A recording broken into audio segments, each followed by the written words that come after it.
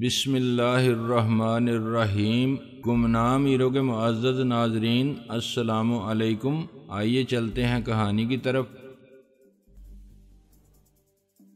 منشیات کی وجہ سے اور کچھ ہولناک بیماریوں کی وجہ سے ایڑیاں رگڑ رگڑ کر مر رہے ہیں، یہ بھی تو ایک قیامت ہی تھی۔ تاہم میں ابھی تک کیتھرین کے بارے میں صحیح طور پر کوئی بھی اندازہ نہیں لگا سکا تھا۔ کچھ نہیں کہا جا سکتا تھا کہ اس جہاز پر اس کے سفر کا مقصد کیا تھا۔ وہ بہت گہری لڑکی تھی، وہ کتاب کھول کر بظاہر اس کے مطالعے میں کھو گئی تھی۔ یہ گویا میرے لیے واضح اشارہ تھا کہ وہ مزید بات کرنا نہیں چاہتی تھی۔ میں وہاں سے چلا آیا۔ میں نے جہاز کے مختلف گوشوں میں کھڑے ہو کر اس سفید سٹیمر کو تلاش کرنے کی کوشش کی تھی جس پر میں نے اسیبی آنکھوں والی لڑکی کو دیکھا تھا، لیکن پھر وہ مجھے کہیں نظر نہ آیا۔ کیا وہ کسی اور سمت نکل گیا تھا یا پیچھے رہ گیا تھا؟ اگر اس لڑکی کو واقعی میری تلاش تھی تو اس نے کس طرح یقین کر لیا تھا کہ میں ارد گرد نظر آنے والے کسی جہاز پر نہیں ہوں؟ ان سوالوں میں سے فی الحال کسی کا جواب میرے پاس نہیں تھا۔ میں نے پرندے دیکھنے کے بہانے پیری کلاکر سے دوربین لے کر بھی اس سٹیمر کو تلاش کیا، لیکن وہ دوربین سے بھی مجھے کہیں نظر نہیں آیا۔ میں نے باقی وقت کلاکر کے ساتھ ہی پرندوں کے بارے میں اس کے ایڈونچر سننے میں گزارا۔ مجھے محسوس ہونے لگا کہ پرندوں کے بارے میں واقعی میری معلومات میں خاصا اضافہ ہوتا جا رہا تھا۔ تیسرے روز جب کہ جہاز عرب ریاستوں کے گرد گھومتا ہوا بحیرہ احمر میں داخل ہونے والا تھا، ایک طرف سے فشنگ کا ایک چھوٹا سا ٹریلر جہاز کے بالکل قریب آ گیا۔ میں اس وقت ریلنگ پر ہی کھڑا تھا۔ میں چوکنا ہو گیا، لیکن اس سے کسی نے آنکھ اٹھا کر بھی میری طرف نہیں دیکھا اور نہ ہی جہاز کے عملے میں سے کسی نے مجھ سے فرمائش کی کہ میں وہاں سے ہٹ جاؤں۔ بظاہر تو ایسا معلوم نہیں ہو رہا تھا کہ ان کے درمیان کوئی لین دین ہو رہا تھا۔ فرسٹ میٹ جنتر نیچے کھڑا ان سے کچھ باتیں کر رہا تھا۔ مجھے امید نہیں تھی کہ اس طرح دن کی روشنی میں اعلان ان کے درمیان مال اور رقم کا تبادلہ ہوگا۔ میں اوپر کھڑا دیکھتا رہا۔ ان کے درمیان کوئی لین دین نہیں ہوا اور چند منٹ بعد ٹرالر واپس چلا گیا۔ جنتر اوپر آ گیا، وہ خالی ہاتھ تھا۔ میں نے اس سے پوچھا کہ وہ کون لوگ تھے اور کس لیے آئے تھے؟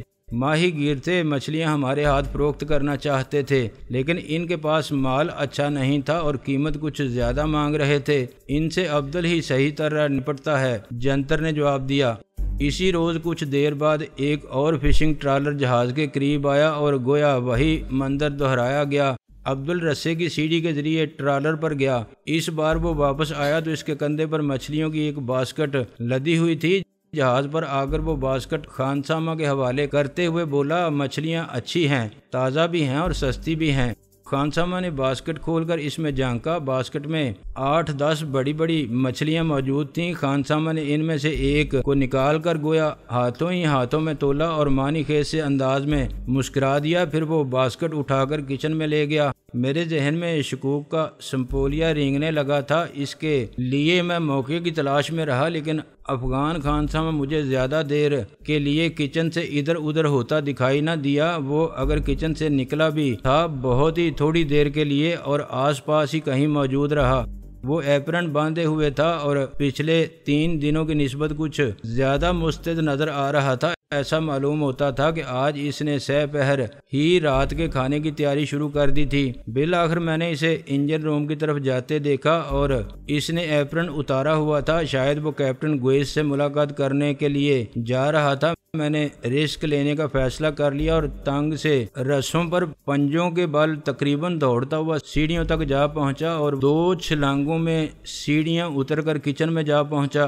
کچن کی حالت زیادہ اچھی نہیں تھی۔ مجھے یہ دیکھ کر اچھا خاصا دھچکا لگا کہ ہم ایسے کچن میں پکائے جانے والے کھانے کھاتے رہے تھے، بس ذرا برتن پونچھ پانچ کر ظاہری طور پر صاف کر کے ہمارے سامنے سجا دیے جاتے تھے، جیسا کہ نچلے درجے کے ہوٹلوں میں ہوتا ہے۔ لیکن دوسرے ہی لمحے میں نے اس کوفت کو ذہن سے جھٹک دیا۔ پچھلا کچھ عرصہ جس طرح گزر چکا تھا، اس میں نہ جانے کیا کچھ برداشت کر چکا تھا۔ اس کچن کی حالت تو پھر بھی غنیمت تھی۔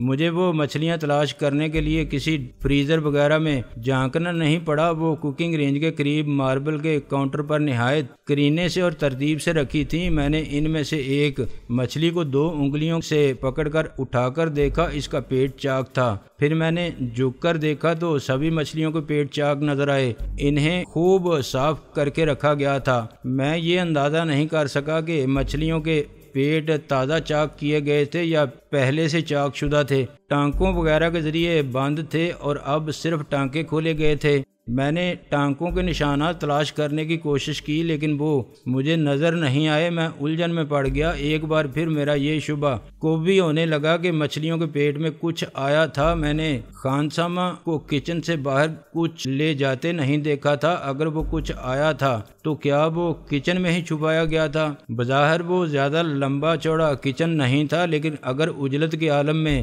کوئی نامعلوم چیز تلاش کرنے کی کوشش کی جاتی تو بڑی دشواری پیش آ سکتی تھی۔ اس میں چیزیں رکھنے کی گنجائش تو کافی تھی، بہت سی کیبنٹس تھیں، فریج اور فریزر تھے، کوکنگ رینج تھے، سامان رکھنے کی اور کئی چیزیں تھیں۔ میں نے حتی الامکان تیزی سے کئی چیزوں میں جھانکنے کی کوشش کی لیکن میں کوئی مشکوک چیز تلاش نہیں کر سکا۔ میں تو ابھی صحیح طرح کچن ہی کی تلاشی نہیں لے پا رہا تھا، اور اگر وہ چیز کچن سے باہر جا چکی تھی پھر تو اسے تلاش کرنا کم از کم اکیلے آدمی کے لیے تو تقریباً ناممکن ہی تھا۔ اتنا بڑا جہاز تھا، اچھے بھلے حجم کی چیزوں کو چھپانے کے لیے اتنی بہت سی جگہیں تھیں، مختصر حجم کی چیز کا تو مسئلہ ہی کچھ نہیں تھا۔ اس تمام افراتفری کے دوران ایک اور خیال بھی میرے ذہن میں گردش کیے جا رہا تھا۔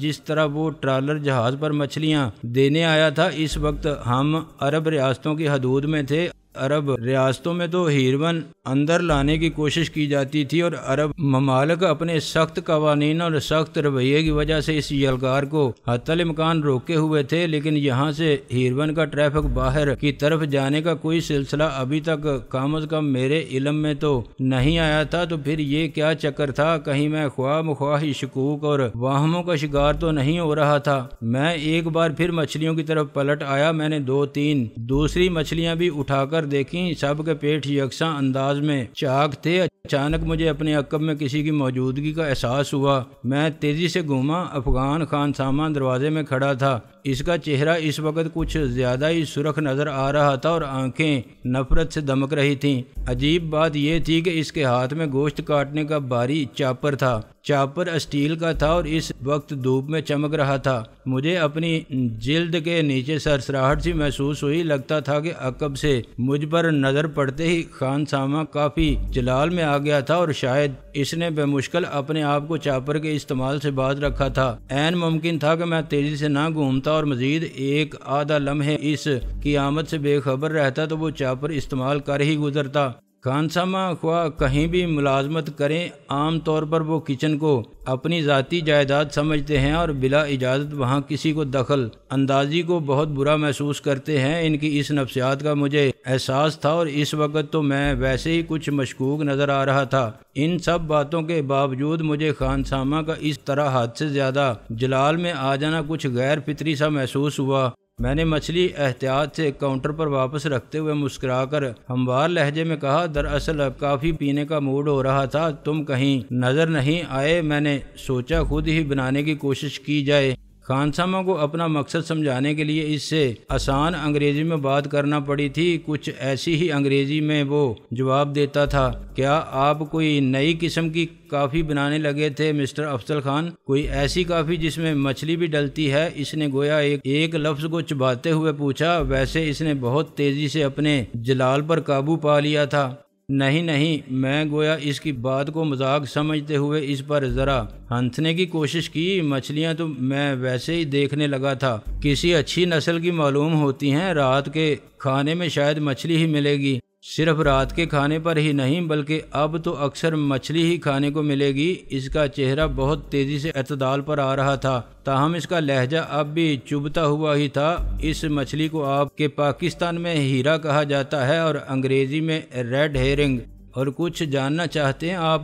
نہیں، میں جان کر کیا کروں گا، میں تو آنکھ کھانے سے غرض رکھتا ہوں، پیڑ گننے سے نہیں، میں نے سادگی سے کہا۔ پیڑ گننے میں بھی کوئی حرج نہیں ہے، البتہ پیڑ کاٹنے سے انسان کو بچنا چاہیے۔ وہ مربیانہ سے لہجے میں بولا اور معنی خیز سے انداز میں چاپر کی دار دیکھنے لگا۔ وہ انگلی چاپر کی دار پر پھیر رہا تھا، لیکن اس کی نظریں مجھ پر تھیں۔ وہ مضبوط قد کاٹ کا آدمی تھا، عمر 35 اور 40 کے درمیان تھی، باریش تھا، اس کی داڑھی اور آنکھوں کا رنگ بھورا تھا اور یکساں معلوم ہوتا تھا۔ تم نے سب مچھلیوں کے پیٹ چاک کر دیے ہیں؟ میں نے مچھلیوں کی طرف اشارہ کرتے ہوئے حتی الامکان سادگی سے کہا۔ اس نے ٹٹولنے والی نظروں سے مجھے دیکھا اور بالآخر سادگی سے ہی جواب دینے کا فیصلہ کیا۔ ابھی تو میں ان کے قتلے بھی بناؤں گا، فریزر میں تو یہ اچھی طرح صاف کر کے اور کاٹ کر ہی رکھی جائیں گی۔ ہاں یہ بات تو ہے، میں نے جلدی سے سر ہلایا۔ دفعتاً وہ امریکیوں کی طرح کندھے اچکا کر اور گہری سانس لے کر بولا، اگر آپ کو کافی پینی ہے تو آپ چل کر میس میں بیٹھیں، میں آپ کے لیے کافی بنا کر لاتا ہوں۔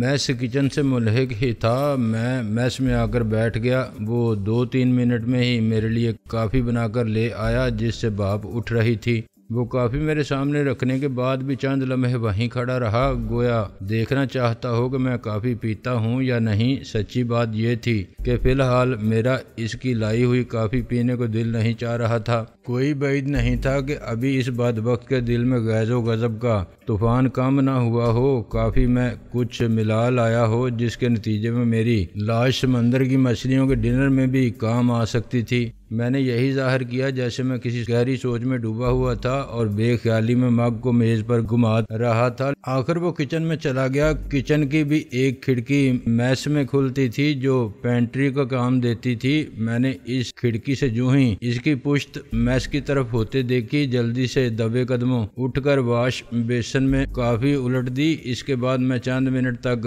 وہیں بیٹھا کافی کی چسکیاں لینے کی اداکاری کرتا رہا۔ آخر کار میں مگ میز پر رکھ کر اٹھ کھڑا ہوا۔ خانسامہ نے مجھے لڑکھڑائے بغیر ٹھیک ٹھاک حالت میں جاتے ہوئے دیکھ کر بھی کسی تاثر کا اظہار نہیں کیا۔ عین ممکن تھا کہ اس نے کافی میں کچھ نہ ملایا ہو۔ مجھے خواہ مخواہ ہی شک ہوا ہو۔ مجھے احساس ہو رہا تھا کہ محض معمولی سے شبے کی بنیاد پر وہ اتنی جلدی مجھے ہلاک کرنے کا خطرہ مول نہیں لے سکتا تھا۔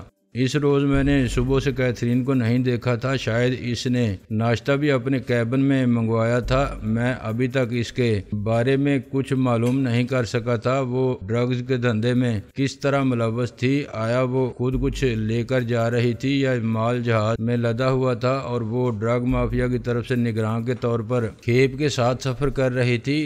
اس شام جب کیتھرین اور کلاکر اپنے کیبنوں سے باہر تھے تو میں نے اپنے کیبن کی چابی ان کے تالوں میں آزما کر دیکھی اور مجھ پر یہ حیرت انگیز انکشاف ہوا کہ ایک ہی چابی سے چاروں مسافر کیبنوں کے تالے نہایت آسانی سے کھل سکتے تھے۔ چاروں کے تالے بالکل ایک ہی جیسے تھے۔ اس وقت چونکہ اندیشہ تھا کہ کیتھرین اور کلاکر کسی لمحے بھی اپنے کیبن کی طرف واپس آ سکتے تھے، اس لیے میں نے کسی کے بھی کیبن میں گھسنے کی کوشش نہیں کی۔ میں نے یہی سوچا کہ اگر ضرورت پڑی تو کوئی اور مناسب موقع دیکھ کر گھس جاؤں گا۔ اب تو کھل جا سمسم کا طلسم میرے پاس چابی کی شکل میں موجود تھا۔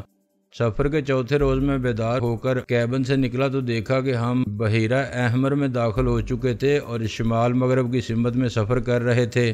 ناشتے کے بعد عملے کے 2 آدمیوں نے اعلان کیا کہ وہ تیراکی کے لیے سمندر میں اتر رہے تھے۔ کیتھرین بھی فوراً ان کے ساتھ تیراکی کے لیے تیار ہو گئی۔ شاید وہ اس خشک سے سمندری سفر میں جہاز تک محدود رہ کر بور ہو گئی تھی اور اب کوئی شغل میلہ ڈھونڈ رہی تھی۔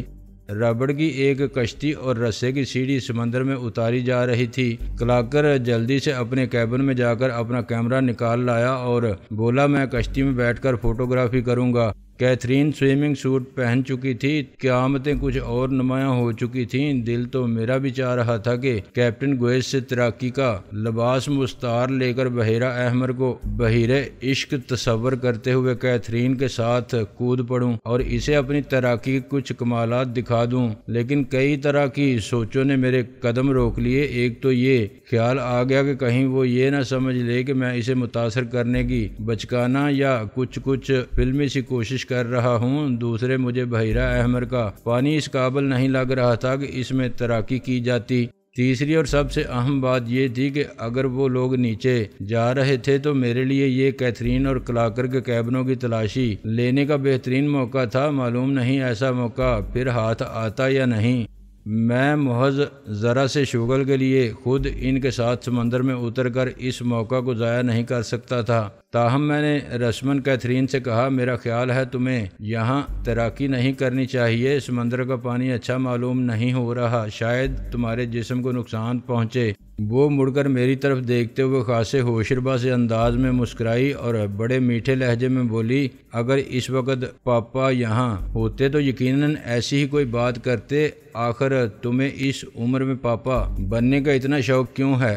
لعنت ہو مجھ پر، میں نے دل ہی دل میں کہا، بعض اوقات رسمی بات کرنا بھی مہنگا پڑ جاتا ہے، کس بدبخت کو اس عمر میں تم جیسی لڑکی کا پاپا بننے کا شوق ہوگا؟ پھر میرے ذہن میں ایک اور شبہ نثار ابھارا۔ میں اس سے پہلے بھی غیر ارادی سے انداز میں کئی موقعوں پر اس کے ساتھ مربیانہ، ہمدردانہ اور کچھ مشفقانہ سا رویہ اختیار کر چکا تھا، نصیحتیں کر چکا تھا، مشورے دے چکا تھا۔ کہیں اسے اندازہ تو نہیں ہو گیا تھا کہ میں کسی خاص مقصد سے جہاز پر سوار ہوا تھا جس کا تعلق اس کی ذات سے تھا۔ میں نے فیصلہ کیا کہ مجھے بزرگوں کا کوٹا کچھ کم کر دینا چاہیے۔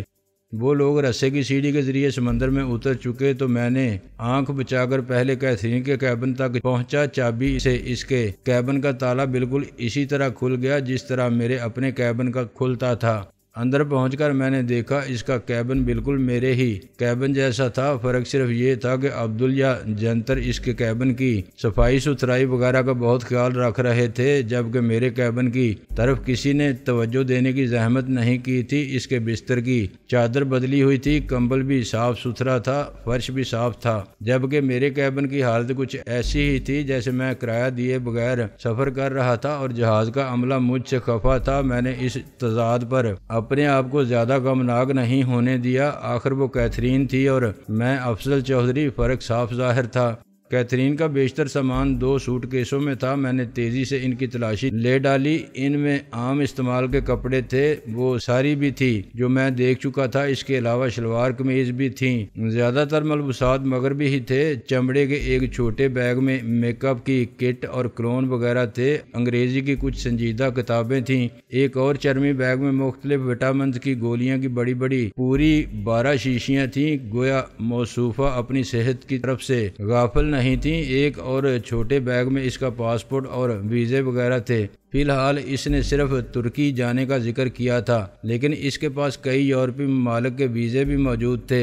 چھوٹی سی دیوار گیر الماری میں کچھ اور ملبوسات موجود تھے۔ اس بے کیف سے سفر میں بھی وہ صبح شام لباس تبدیل کرتی تھی۔ ننھے سے باتھ روم میں بھی استعمال کی کچھ چیزیں موجود تھیں۔ کسی بھی قسم کی منشیات کا ابھی تک مجھے کوئی سراغ نہیں ملا تھا۔ میں دوبارہ اس کے سامان کی طرف متوجہ ہوا۔ میں نے وٹامنز کی گولیوں کی شیشیوں میں سے ایک کا ڈھکنا کھولا اور ایک گولی ہتھیلی پر نکال کر دیکھی۔ نارنجی سے رنگ کی وہ گولی وٹامنز ہی کی دکھائی دے رہی تھی۔ چند لمحے یوں ہی اسے الٹ پلٹ کر متوقع سی نظروں سے دیکھتا رہا، جیسے وہ بول پڑے گی اور خود ہی اپنے بارے میں کچھ بتا دے گی۔ آخرکار میں نے کیتھرین کی ہر چیز پہلے جیسی حالت میں رکھ دی اور احتیاط کے ساتھ کیبن سے نکل آیا، کوئی مجھے دیکھ نہ پائے۔ ریلنگ پر پہنچ کر میں نے جھانک کر دیکھا، کیتھرین اور عملے کے 2 آدمی ابھی تیراکی میں مشغول تھے۔ عملے کے لوگ تھوڑی بہت اٹکھیلیاں بھی کر رہے تھے۔ کیتھرین برا نہیں منا رہی تھی، بلکہ ان کی شرارتوں میں ان کا ساتھ دے رہی تھی۔ لگتا تھا کہ اس نے عام لباس کے ساتھ ساتھ سنجیدگی کا بوجھل لبادہ بھی کچھ دیر کے لیے اتار کر کہیں ٹانگ دیا تھا۔ کلاکر ربڑ کی کشتی میں بیٹھا مختلف زاویوں سے ان لوگوں کی تصویریں اتار رہا تھا۔ ان لوگوں کی کیا، زیادہ تر کیتھرین ہی کی اتار رہا تھا، اور کیتھرین بھی کسی جل پری کی طرح مچل کر مختلف پوز دے رہی تھی۔ وہ بدبخت کلاکر مفت میں ہی ایسی حسین نظارے کیمرے کی آنکھ سے محفوظ کر رہا تھا۔ اپنے ملک میں شاید ہزاروں فرانک خرچ کر کے بھی وہ ایسی حسین لڑکی سے اس قسم کی ماڈلنگ نہیں کرا سکتا تھا۔ میرے سینے پر ایک آدھا سانپ نے لوٹنے کی کوشش کی، لیکن میں نے اسے تھپکی دے کر سلا دیا اور ان سب کو گھورتے ہوئے ٹھنڈی سانس لے کر دل ہی دل میں کہا، ٹھیک ہے تم مزے کرو بدبختو، میں اپنے یار سیٹھ رمضان سے کیا ہوا وعدہ نبھانے کی کوشش کر رہا ہوں۔ میں ایک بار پھر کیبنوں کی طرف پلٹ آیا۔ اس مرتبہ میں نے کلاکر کے کیبن پر قسمت آزمائی کی۔ تالا تو میں پہلے بھی کھول کر دیکھ چکا تھا، اس بار اندر بھی جا پہنچا۔ کلاکر کے کیبن میں بھی کپڑے اور مسافرت کا دوسرا سامان موجود تھا۔ پرندوں کے بارے میں 6-7 تصویر کتابیں تھیں، کیمرے سے متعلقہ کچھ دوسری چیزیں تھیں۔ بظاہر تو یہی معلوم ہوتا تھا کہ اس نے اس جہاز پر اپنی موجودگی کا جو مقصد بیان کیا تھا وہ درست ہی تھا۔ اس کے سامان میں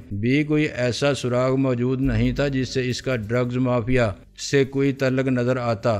میں واپس ڈیک پر آ گیا۔ لگتا یہی تھا کہ میں نے ان دونوں کیبنوں کی تلاشی لے کر وقت ہی ضائع کیا تھا۔ وقت ضائع کرنے کے اور بھی بہتر طریقے ہو سکتے تھے جن میں وقت کم از کم اس بیہودہ انداز میں تو ضائع نہیں ہوتا۔ وقت ضائع ہی کرنا تھا تو میں بھی کیتھرین کے ساتھ سمندر میں اتر کر ضائع کر سکتا تھا۔ انسان کے وقت ضائع کرنے میں بھی کوئی سلیقہ ہونا چاہیے۔ دل ہی دل میں اپنے آپ کو جھاڑ پلاتے وقت اچانک سامنے دیکھتے مجھے خیال آیا کہ ایک چوتھا کیبن بھی تو تھا جس کی میں نے تلاشی نہیں لی تھی۔ وہ کیبن خالی تھا۔ جہاز پر اور کوئی ضرورت مند مسافر نہیں تھا جسے وہ کیبن الاٹ کیا جاتا۔ میں نے سوچا جہاں اتنا وقت برباد ہو چکا تھا، اسی بیہودہ کام میں تھوڑا سا مزید وقت برباد کر لیا جائے تاکہ دل میں کوئی خلش نہ رہ جائے۔